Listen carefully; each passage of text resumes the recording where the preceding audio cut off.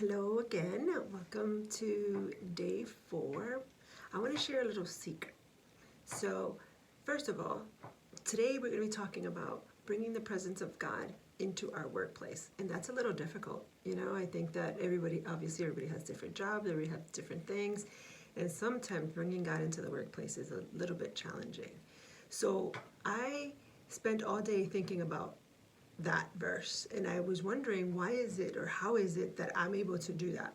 And it's not because I work at a church, it's not because I am more holier than thou or that I have it all together, I figured it out.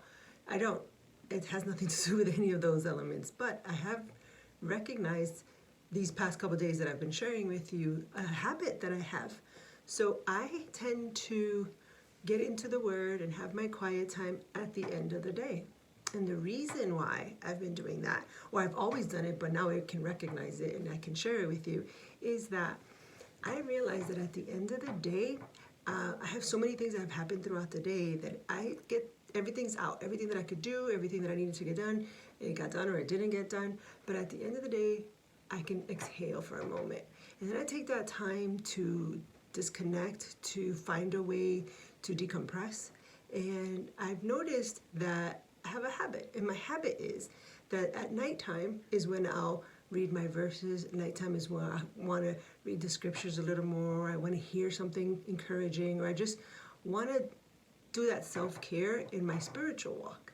And the reason why I do that, I've realized, is that as I go to sleep, I can be more at peace because I'm preparing my mind and my heart for what I'm going to do the next day. So when I wake up in the morning, my mind is already, okay, I got to get this, I got to get this, I got to do this, I got to do all the things that I have to do. So I can't silence that to be able to hear God. But at the end of the day, everything that was. So my mind is a little clearer, and I go to sleep and I work on going to sleep more peaceful, more calmful, prepare myself for the next day so that when I wake up in the morning and I go 100 miles an hour in the morning, I'm already thinking about, or I prepare myself, or I plan, I teach myself to think about what I just read last night. And so throughout the whole day, I'm looking for little nuggets and moments of what I read about last night. So today was talking about bringing His presence into our workplace. Colossians 3:23-24. And the Word of God says, whatever you do, work at it with all your heart as working for the Lord, for not human masters. Since you know that you will receive an inheritance from the Lord as a reward, it is the Lord's Christ you are serving. So I was thinking about all day, that's all I thought about all day long. I thought about, okay, I'm working for the Lord. Everything that I'm working is for the Lord. How can I apply that to my daily life? How can I apply that to today? So all day I was thinking about that, and I was looking for moments that what I'm doing it for the Lord, that I can have that type of attitude. So one of the things that I recognized just a little while ago is that I went for a walk. And a lot of times when we were walking, I don't know if you've noticed, but a lot of times when you walk, by default, you tend to kind of look down and look at the floor. So as you're walking, you're looking to the floor.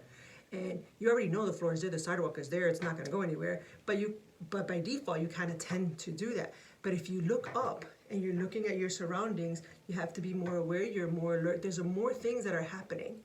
And you have to be focused on more things because you see cars driving, you see the lights, you see people riding their bike, people walking, you're talking to someone, whatever that may be, and you're not focused on the ground. But there's times that by default, you just end up looking at the ground. It's easier, it's less work to look at the ground, to just keep on that grind, just keep step by step by step by step. And sometimes when we go to work, that's what we do. We kind of go on that grind, gotta do this, next step, keep doing. And God is telling us when we're at work, don't focus on the grind, don't focus on the mundane, okay, we gotta do this, don't focus on that, look up. Look at the end result, look at where you're going to, look at the people that you're impacting, look at what's happening around you and what God is doing in that surrounding, in you, and most importantly, through you. And I spent the whole day thinking about things like that, like how I bring God to the workplace. How do I bring God to the workplace when I have my conversations? And for me, I think it's a little challenging, especially now because I do work at a church. So how do you bring God to a church when everybody around you is kind of on the same walk? But what's so interesting for me is that in the work, in the business of church, or in the routines of church, how can How can we bring God to when we're sending emails? We're doing all of that. So I also at work and at different places, I'm always looking down. Okay, what I gotta do, what I gotta do. And God is telling us today, hey, look up. Look up, look at all the greatness that God has for us, even in our workplace. How is God moving in your workplace, in you, and through you in your workplace? So that's kind of the question for today. Bringing God to your workplace. How are you doing that? Are you accomplishing that? How do you see God in your workplace? Not just through you, but around you. I want you to think about that. I want to end this today just thanking those of you that have sent me comments. I have been so blessed by what God is doing in your life. Continue sharing with me what God is happening. You're welcome to share this video with anyone else. You can like it, subscribe, do all that technical stuff that I'm not too familiar with. But I am so blessed by all of you that have been sending me messages personally. And the best part is when you're telling me what's happening in your life, what God is doing in your life through these simple moments.